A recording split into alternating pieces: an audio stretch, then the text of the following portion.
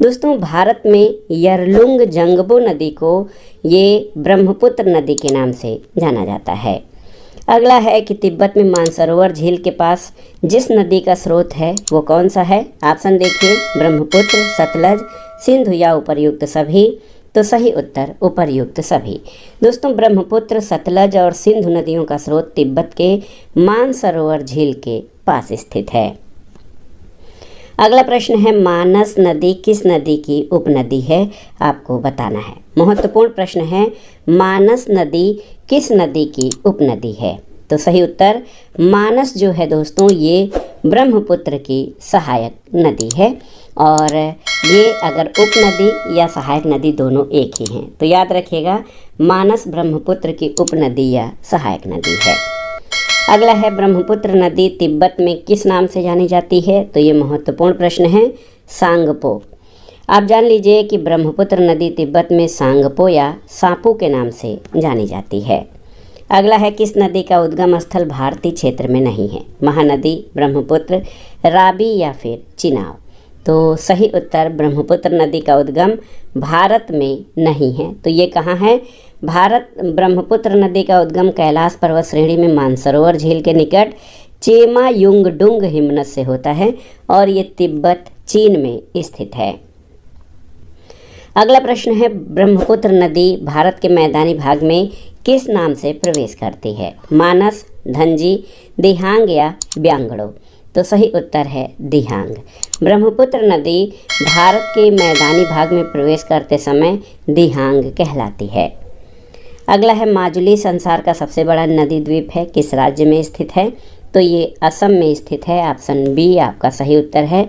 भारत के असम प्रांत में ब्रह्मपुत्र नदी पर स्थित माजुली विश्व का सबसे बड़ा नदी द्वीप है। अगला प्रश्न है, ब्रह्मपुत्र नदी का बहाव क्षेत्र किन देशों में है।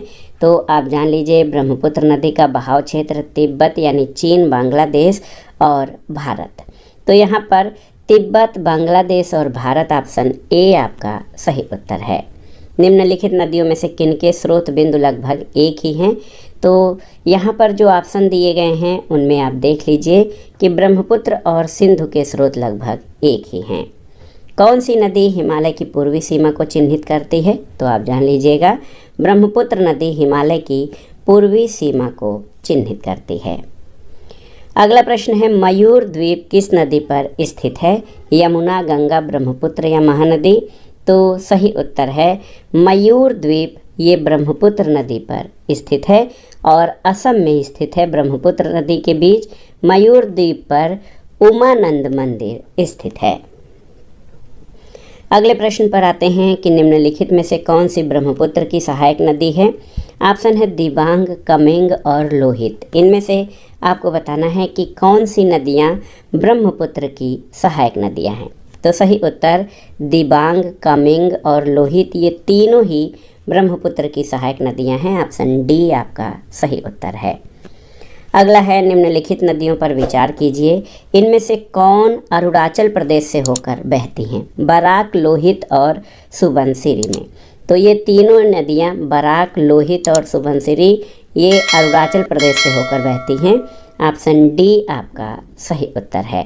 दोस्तों, बराक नदी मणिपुर पहाड़ी से निकलकर मणिपुर, मिजोरम और असम से बहती हुई बांग्लादेश में प्रवेश कर जाती है। लोहित और सुबनसिरी नदियाँ, तो यहाँ पर सही उत्तर हो जाएगा, सही उत्तर केवल 2 और 3, लोहित और सुबनसिरी नदियाँ जो हैं ये अरुणाचल प्रदेश से होकर बहती हैं। अगले प्रश्न पर आते हैं, महत्वपूर्ण प्रश्न है। यहाँ पर आप देखिए, तीस्ता नदी के संदर्भ में निम्नलिखित कथनों पर विचार कीजिए। तीस्ता नदी का उद्गम वही है जो ब्रह्मपुत्र का है, लेकिन ये सिक्किम से होकर बहती है। सही नहीं है। रंगित नदी की उत्पत्ति सिक्किम में होती है और ये तीस्ता नदी की सहायक नदी है। बिल्कुल सही है। और तीस्ता नदी भारत और बांग्लादेश की सीमा पर बंगाल की खाड़ी से जा मिलती है। सही नहीं है। तो केवल और केवल ऑप्शन बी जो है, केवल कथन 2 सही है, अन्य कथन आपके सही नहीं हैं। अगला प्रश्न है, नीचे 2 कथन दिए गए हैं, कथन और कारण से संबंधित है। इसमें आपको बताना है कि कूट के आधार पर कौन सा है। कथन है, तीस्ता नदी पहले गंगा की सहायक नदी थी, आजकल ये ब्रह्मपुत्र की सहायक नदी है। कारण है, नदी अपहरण हिमालय की नदियों का एक प्रमुख गुण है। तो सही उत्तर आपका क्या हो जाएगा? कथन और कारण दोनों सही हैं और कारण कथन की सही व्याख्या करता है।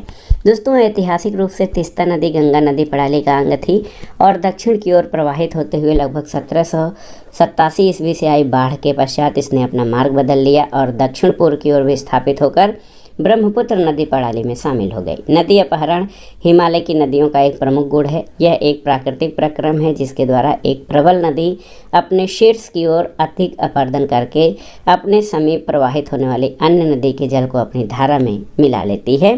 तो यहाँ पर कथन और कारण दोनों सही हैं और कारण कथन की सही व्याख्या करता है। अगला प्रश्न है, सियांग, तिरप और कामेंग इनमें से किस राज्य में पाई जाने वाली नदियां हैं? आपको बताना है। तो सही उत्तर अरुणाचल प्रदेश, ऑप्शन सी। दोस्तों, सियांग, तिरप और कामेंग अरुणाचल प्रदेश में पाई जाने वाली नदियां हैं। अगला प्रश्न है, देखिए ये प्रायद्वीपीय नदियों से ब्रह्मपुत्र नदी प्रणाली से संबंधित जो प्रश्न था वो सभी प्रश्न हमने कर लिए। अब प्रायद्वीपीय यानी दक्षिण भारत की नदियों से संबंधित प्रश्नों को देखते हैं। प्रश्न है कि नर्मदा नदी किन पर्वत श्रृंखलाओं के बीच स्थित है? आपको बताना है। तो सही उत्तर नर्मदा घाटी सतपुड़ा और विंध्याचल के बीच स्थित है। तो याद रखिएगा, याद रखने योग्य है कि नर्मदा घाटी सतपुड़ा और विंध्याचल पर्वत श्रृंखलाओं के बीच स्थित है। अगला है, कौन सी नदी डेल्टा का निर्माण नहीं करती? महानदी, गोदावरी, नर्मदा या कावेरी? तो सही उत्तर नर्मदा नदी जो है ये डेल्टा का निर्माण नहीं करती है। अगला प्रश्न है, निम्नलिखित में से कौन सी नदी विभ्रंश घाटी में प्रवाहित होती है? कावेरी, यमुना, सोन, ताप्ती या रिहंद? तो सही उत्तर आपका ताप्ती नदी। दोस्तों, याद रखिएगा कि तापी या ताप्ती नदी विभ्रंश घाटी में प्रवाहित होती है और ये नदी मध्य प्रदेश के बैतूल जिले में सतपुड़ा की पहाड़ियों से निकलती है। अगला प्रश्न है, अमरकंटक से कौन सी नदी का उद्गम होता है? आपको बताना है। तो सही उत्तर अमरकंटक से नर्मदा नदी का उद्गम है, ऑप्शन सी आपका सही उत्तर है। अगला प्रश्न है, कौन सी नदी रिफ्ट घाटी या भ्रंश द्रोणी यानी फाल्ट ट्रफ से होकर बहती है? नर्मदा, ब्रह्मपुत्र, गंगा या कृष्णा? तो सही उत्तर आपका हो जाएगा नर्मदा, ऑप्शन ए। कावेरी नदी का उद्गम क्या है? आपको बताना है। तो सही उत्तर ब्रह्मगिरी पहाड़ियों से कावेरी नदी निकलती है। कावेरी नदी का उद्गम कर्नाटक के ब्रह्मगिरी पहाड़ियों से होता है। अगला प्रश्न है, सोन, नर्मदा और महानदी निकलती हैं। सोन, नर्मदा और महानदी निकलती हैं कहाँ से? आपको बताना है। तो आप जान लीजिए कि देखिए दोस्तों, महानदी सोन नर्मदा का उद्गम अमरकंटक है, महानदी का उद्गम सिहावा पहाड़ी धमतरी। तो सोन और नर्मदा का उद्गम अमरकंटक है और महानदी का उद्गम जो है ये महानदी सिहावा पहाड़ी धमतरी से होता है। तो यहाँ पर तीनों नदियाँ एक स्रोत से नहीं निकलती हैं बल्कि सोन और नर्मदा अमरकंटक से निकलती हैं। अगले प्रश्न पर आते हैं कि कौन सी नदी एस्चुअरी नहीं बनाती है? तो सही उत्तर आपका हो जाएगा महानदी एस्चुअरी नहीं बनाती है। नर्मदा, ताप्ती और मांडवी नदियाँ। क्यों? क्योंकि महानदी छत्तीसगढ़ के धमतरी जिले में सिहावा पहाड़ी से निकलती है। ये नदी बंगाल की खाड़ी में डेल्टा का निर्माण करती है। शेष नदियाँ नर्मदा, तापी और मांडवी एस्चुअरी का निर्माण करती हैं। कौन सी नदी ओडिशा में अपना डेल्टा बनाती है? आपको बताना है। गोदावरी, महानदी, नर्मदा और ताप्ती?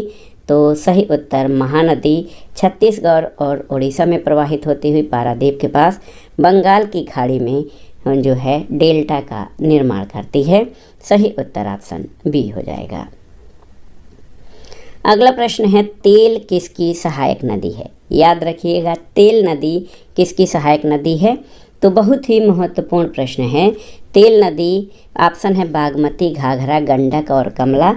तो सही उत्तर तेल नदी जो है याद रखिएगा महानदी की सहायक नदी है। यहाँ ऑप्शन ई हो जाएगा, उपरोक्त में से कोई नहीं। भारत का दूसरा बड़ा नदी बेसिन कौन सा है? महानदी, नर्मदा, गोदावरी या कावेरी? तो सही उत्तर गोदावरी बेसिन भारत का दूसरा बड़ा नदी बेसिन है। साथ ही प्रायद्वीपीय नदियों में गोदावरी का अपवाह तंत्र सबसे बड़ा है। गोदावरी नदी बेसिन भारत का दूसरा बड़ा नदी तंत्र है। ऑप्शन सी आपका सही उत्तर हो जाएगा। अगला प्रश्न है, लूनी नदी किस में गिरती है, आपको बताना है। लूनी नदी किस में गिरती है? गंगा मुहाना, केरल का समुद्र तट, कच्छ का रण या गोदावरी का मुहाना? तो सही उत्तर कच्छ के रण में लूनी नदी गिरती है और ये अजमेर राजस्थान के नाग पहाड़ से निकलकर लगभग 511 किलोमीटर की दूरी तय करके कच्छ के रण में गिरती है। अगला प्रश्न है, कौन सी नदी अरब सागर में गिरती है? गोदावरी, महानदी, माही या फिर कृष्णा? तो सही उत्तर आपका हो जाएगा माही नदी, ऑप्शन सी। महत्वपूर्ण प्रश्न है दोस्तों, आप जान लीजिए माही नदी अरब सागर में खंभात की खाड़ी में प्रवाहित होती है। अगला प्रश्न है, नर्मदा नदी का अधिकांश भाग भारत के किस राज्य में बहता है? गुजरात, महाराष्ट्र, मध्य प्रदेश या फिर राजस्थान? तो सही उत्तर मध्य प्रदेश में। दोस्तों जान लीजिए कि नर्मदा नदी का अधिकांश भाग मध्य प्रदेश में प्रवाहित होता है। अगला प्रश्न थोड़ा सोचने वाला है कि अरब सागर में गिरने वाली नदियाँ डेल्टा क्यों नहीं बनाती हैं, आपको बताना है। तो सही उत्तर कठोर चट्टानों से गुजरने के कारण अपने साथ गाद लेकर नहीं चलती हैं, इसलिए ये नदियाँ डेल्टा नहीं बनाती हैं। अगला प्रश्न है कि अरावली पर्वत श्रृंखला निम्नलिखित नदी प्रणाली से द्विविभाजित होती है, किससे? तो सही उत्तर ये लूनी और बनास, ऑप्शन डी। देखिए दोस्तों, आप जान लीजिए कि अरावली पर्वत श्रृंखला को द्विविभाजित करने वाली नदी लूनी और बनास हैं। अगला प्रश्न है, ताप्ती नदी का उद्गम स्थान कहाँ है, आपको बताना है। मुल्ताई नगर, महादेव पर्वत, नेपाल या ब्रह्मगिरी पहाड़ी? तो ताप्ती नदी का उद्भव मध्य प्रदेश के बैतूल जनपद में मुल्ताई नगर के पास सतपुड़ा पर्वत श्रेणी से होता है। तो सही उत्तर आपका हो जाएगा ऑप्शन ए, मुल्ताई नगर। अगला प्रश्न है, इंद्रावती, प्राणहिता और साबरी किसकी सहायक नदियां हैं? कृष्णा, कावेरी, साबरमती या गोदावरी की? तो सही उत्तर गोदावरी की। दोस्तों याद रखिएगा, इंद्रावती, प्राणहिता और साबरी गोदावरी की सहायक नदियां हैं। अगला प्रश्न है कि दक्षिण भारत की नदियों में सबसे लंबी नदी कौन सी है? गोदावरी, कृष्णा, नर्मदा या ताप्ती? ये प्रश्न बार बार परीक्षाओं में पूछा गया है, तो सही उत्तर गोदावरी, ऑप्शन ए। दोस्तों दक्षिण भारत की सबसे लंबी नदी गोदावरी है। इसकी लंबाई 1465 किलोमीटर है। इसे वृद्ध गंगा अथवा दक्षिणी गंगा भी कहा जाता है। अगला प्रश्न है, भारत में प्रायद्वीपीय नदी से संबद्ध सबसे ऊंचा निकास बेसिन कौन सा है? भारत में प्रायद्वीपीय नदी से संबद्ध सबसे ऊंचा निकास बेसिन कौन सा है? महानदी, गोदावरी, कृष्णा या नर्मदा? तो सही उत्तर जो है कृष्णा का। आप जान लीजिए कि कृष्णा नदी उत्तरी सह्याद्री की दूसरी सबसे ऊंची चोटी महाबलेश्वर से निकलती है। तो प्रायद्वीपीय नदी से संबद्ध सबसे ऊंचा जो निकास है, बेसिन है, ये कृष्णा का है। भारत की कृष्ण नदी को वृद्ध गंगा कहा जाता है। तो आप जान लीजिए गोदावरी नदी को वृद्ध गंगा कहते हैं। अगला है, भारत की निम्नलिखित नदियों में कौन पश्चिमी घाट से नहीं निकलती है? गोदावरी, ताप्ती, कावेरी या कबाम? तो सही उत्तर ताप्ती नदी पश्चिमी घाट से नहीं निकलती है। ताप्ती नदी कैसे निकलती है, आपको बताना है। तो ताप्ती नदी मध्य प्रदेश के मुल्ताई नगर बैतूल जिला से निकलती है और अरब सागर में गिरती है, जबकि गोदावरी, कावेरी और कबाम पश्चिमी घाट से निकलती हैं। अगले प्रश्न पर आते हैं, प्रश्न संख्या 23। कौन सी नदी 3 बार 2 धाराओं में विभक्त हो जाती है और कुछ मील आगे जाकर पुनः मिल जाती है और इस प्रकार श्रीरंगपट्टनम, शिव समुद्रम और श्रीरंगम के द्वीपों का निर्माण करती है? ऑप्शन है कावेरी, तुंगभद्रा, कृष्णा और गोदावरी। तो सही उत्तर कावेरी नदी। देखिए महत्वपूर्ण है कावेरी नदी, ऑप्शन ए आपका सही उत्तर है। कावेरी नदी कर्नाटक के कुर्ग जिले में ब्रह्मगिरी की पहाड़ियों से निकलकर 800 किलोमीटर लंबाई में प्रवाहित होती है। यह तिरुचिरापल्ली के निकट बंगाल की खाड़ी में मिल जाती है। इसका अपवाह क्षेत्र केरल, कर्नाटक, तमिलनाडु तथा संघ शासित क्षेत्र पुडुचेरी में है।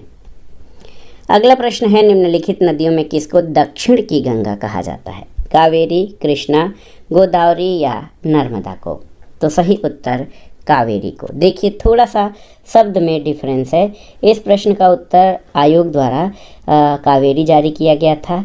एनसीईआरटी कहती है कि गोदावरी को दक्षिण की गंगा कहते हैं। अगला प्रश्न है, किस नदी की घाटी गहरी खड्डभूमि यानी रेवाइंस के लिए विख्यात है? नर्मदा, सोन, चंबल या ताप्ती? तो सही उत्तर चंबल। बहुत ही महत्वपूर्ण प्रश्न है, आप देख लीजिए। चंबल नदी अपनी उत्खात भूमि वाली भू आकृति के लिए प्रसिद्ध है, जिसे चंबल खड्ड या रेवाइन कहा जाता है। अगला प्रश्न है, निम्नलिखित में से कौन सी नदी महाराष्ट्र के त्रयंबकेश्वर से निकलती है? आपको बताना है। महानदी, कृष्णा, गोदावरी या दामोदर? तो गोदावरी नदी महाराष्ट्र में नासिक के त्रयंबकेश्वर से निकलती है। सही उत्तर आपका हो जाएगा गोदावरी, ऑप्शन सी। अगला प्रश्न है, गोदावरी बेसिन का सबसे बड़ा जल ग्रहण क्षेत्र किस राज्य में स्थित है? मध्य प्रदेश, महाराष्ट्र, तेलंगाना या कर्नाटक?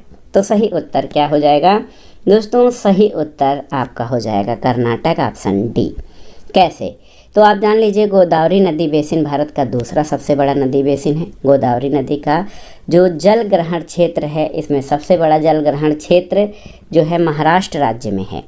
तो सही उत्तर आपका हो जाएगा कर्नाटक नहीं बल्कि महाराष्ट्र राज्य में। अगला है, कौन सी नदी पश्चिमी घाट से निकलती है? घग्गर, कृष्णा, दामोदर या सोन नदी? तो सही उत्तर कृष्णा नदी। आप देख लीजिए कि कृष्णा नदी पश्चिमी घाट के महाबलेश्वर के पास एक झरने से निकलती है। अगला प्रश्न है, गोदावरी नदी किस राज्य से होकर नहीं गुजरती? महाराष्ट्र, गुजरात, छत्तीसगढ़ या आंध्र प्रदेश से? तो सही उत्तर आपका हो जाएगा गुजरात से गोदावरी नदी नहीं जाती है। आप देख लीजिए, लगभग 1465 किलोमीटर लंबी गोदावरी नदी त्रयंबकेश्वर यानी महाराष्ट्र के निकट से निकलती है। पूरब की ओर प्रवाहित होते हुए बंगाल की खाड़ी में मिल जाती है। महाराष्ट्र, मध्य प्रदेश, छत्तीसगढ़, तेलंगाना, आंध्र प्रदेश, ओडिशा, कर्नाटक और पुडुचेरी के यनम से होकर गोदावरी नदी गुजरती है। अगला है कि गोदावरी नदी की सबसे बड़ी सहायक नदी प्राणहिता है, जो पेनगंगा नदी और किस नदी और बेनगंगा नदी का संयुक्त पानी ले जाती है? ऑप्शन है ताप्ती, वर्धा, कोयना या उल्हास? तो सही उत्तर आपका हो जाएगा वर्धा नदी। आप जान लीजिए, महत्वपूर्ण प्रश्न है दोस्तों ये आप सभी के लिए। और देखिए, ये रेलवे एनटीपीसी में पूछा गया है, लेकिन कठिन प्रश्न है कि गोदावरी नदी की सबसे बड़ी सहायक नदी प्राणहिता है। पेनगंगा नदी, वर्धा नदी और वेनगंगा नदी की संयुक्त धारा प्राणहिता कहलाती है। अगले प्रश्न पर आते हैं। महत्वपूर्ण प्रश्न है, आप देख सकते हैं कि निम्नलिखित में से कौन सी एक अंतर्देशीय जल निकासी के साथ एक नदी नहीं है? रूपेन, बनास, पेरियार या सरस्वती? तो सही उत्तर क्या हो जाएगा? सही उत्तर है पेरियार। दोस्तों आप जान लीजिए, रूपेन नदी गुजरात, बनास नदी राजस्थान, सरस्वती हरियाणा राजस्थान एक अंतर्देशीय जल निकासी का माध्यम है। ये नदियाँ समुद्र में नहीं गिरती, जबकि पेरियार केरल की महत्वपूर्ण नदी है। ये सदा नीरा है और लक्षद्वीप सागर में गिरती है। अगला है, कौन सी नदी पश्चिम की ओर नहीं बहती है? नर्मदा, ताप्ती, नेत्रावती या बैगई? तो सही उत्तर बैगई नदी जो है ये बेरूस नंद पहाड़ी और पालनी की पहाड़ी के मध्य से होते हुए रामेश्वरम में मन्नार की खाड़ी में गिरती है। तो सही उत्तर क्या हो जाएगा? Option D. देखिए दोस्तों, पश्चिम की ओर कौन सी नदी नहीं बहती? तो बैगई नदी। अगला प्रश्न कथन कारण से है और दिए गए कोड के आधार पर सही उत्तर का चयन करना है।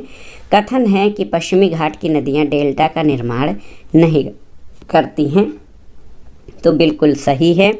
और ये छोटे मार्ग से तीव्र या कड़ी कठोर चट्टानों के ऊपर से प्रवाहित होती हैं। तो ए और आर यानी कथन और कारण दोनों सही है और कारण कथन की सही व्याख्या करता है। अगला प्रश्न है, नदियों की लंबाई के आरोही क्रम में गोदावरी, महानदी, नर्मदा और ताप्ती का सही अनुक्रम क्या है? लंबाई के अवरोही क्रम में, यानी लंबाई में बड़े से छोटे का मिलान आपको करना है। तो सही उत्तर सबसे बड़ी गोदावरी, फिर नर्मदा, महानदी और ताप्ती। दोस्तों याद रखिएगा, गोदावरी नदी 1465 किलोमीटर, नर्मदा 1312 किलोमीटर, महानदी 851 और ताप्ती नदी 724 किलोमीटर है। ऑप्शन बी आपका सही उत्तर है। अगला प्रश्न है, दक्षिण भारत की नदियां प्रमुख रूप से कौन सा अपवाह तंत्र रखती हैं? अरीय, खंडित, वृक्षनुमा या फिर जालीदार? तो सही उत्तर वृक्षनुमा, ऑप्शन सी। याद रखिएगा दोस्तों, दक्षिण भारत की नदियां मुख्यतः वृक्षनुमा अपवाह तंत्र रखती हैं।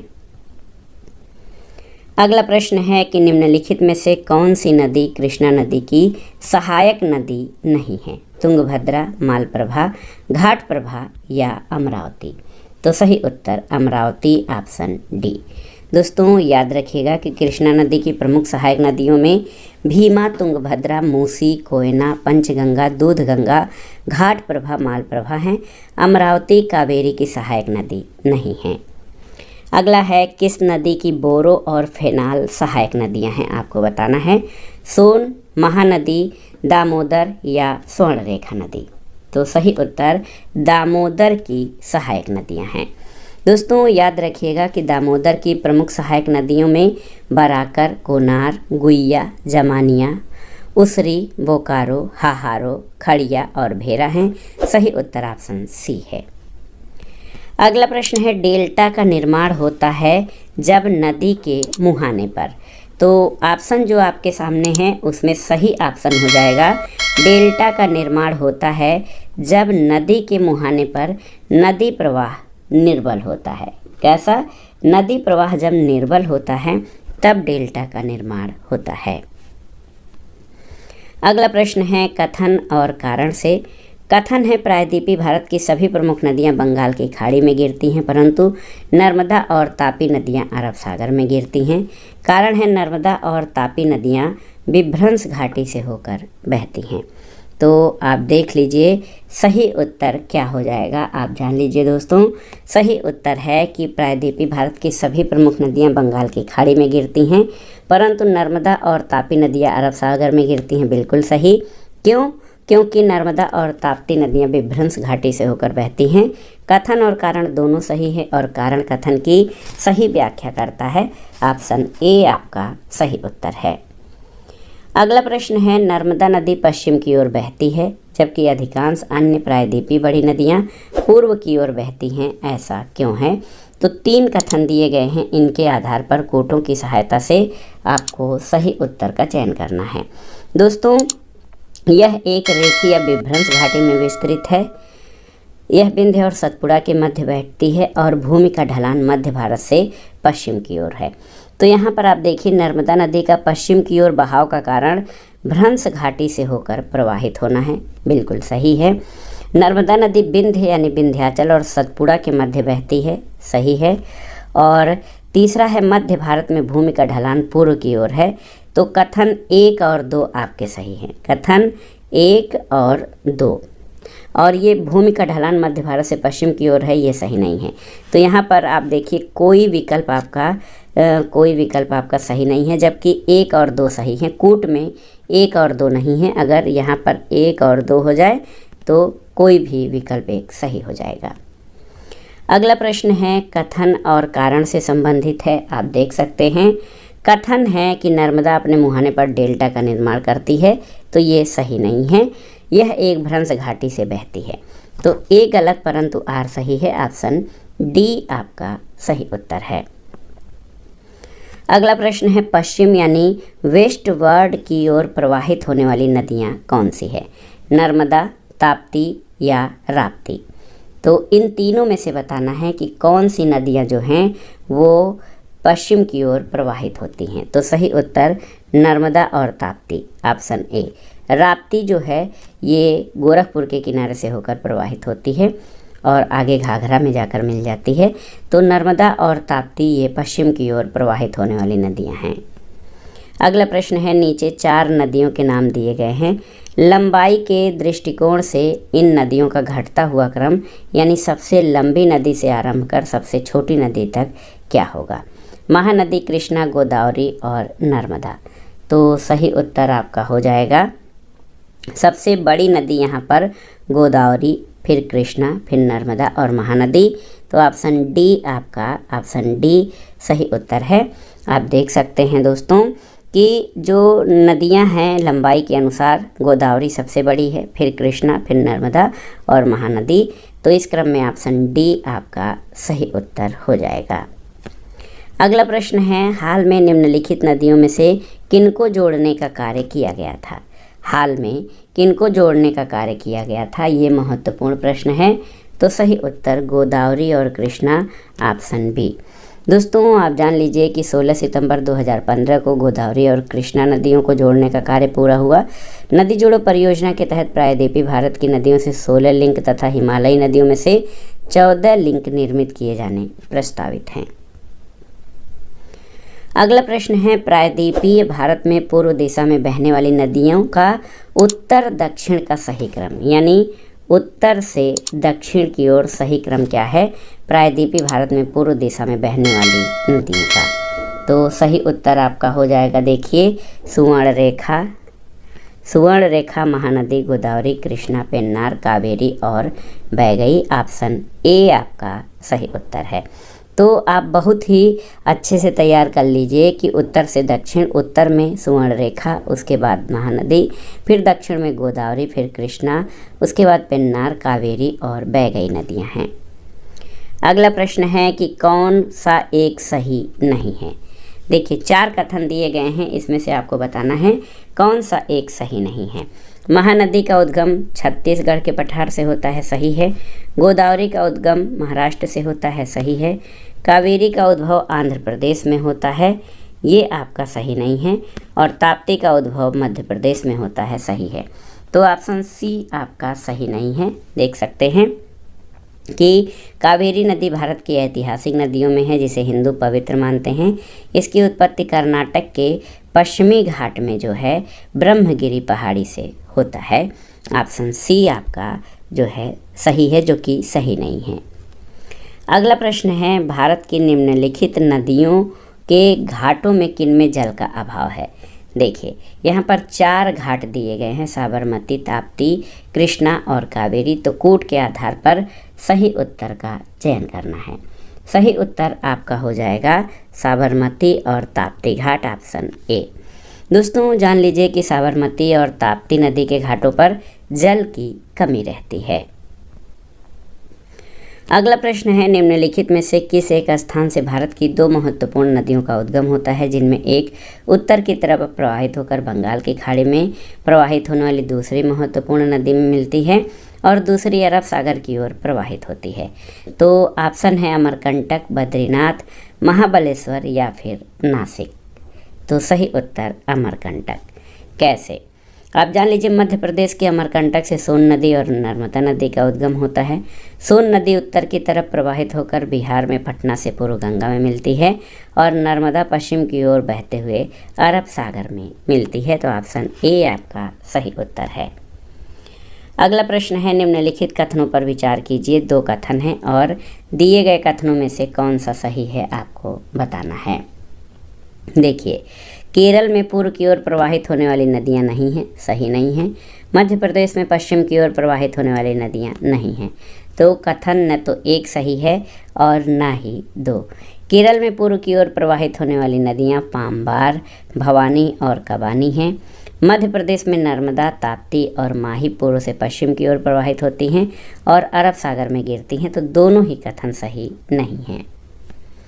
अगले प्रश्न पर आते हैं, निम्नलिखित नदियों पर विचार कीजिए। बहुत ही महत्वपूर्ण है, वंशधारा, इंद्रावती, प्रणहिता और पेन्नार। तो इनमें से कौन सी गोदावरी की सहायक नदियां हैं?